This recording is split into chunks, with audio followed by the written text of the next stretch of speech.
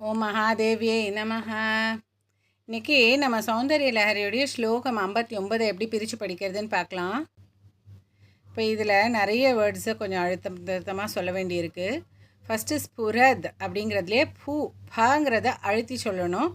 ஸ்புரத் கண்டா போக போ அழுத்தி சொல்லணும்.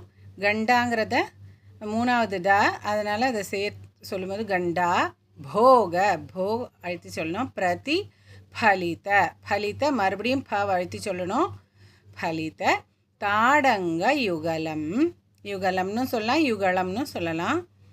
சதுஷ்சக்கரம் சதுஹு ப்ளஸ் சக்கரம் சதுஷ்சக்கரம் மன்யே தவ முகம் இதம் முகம் ப்ளஸ் இதம் முகம் இதம் அதில் கவை அழுத்தி சொல்லணும்.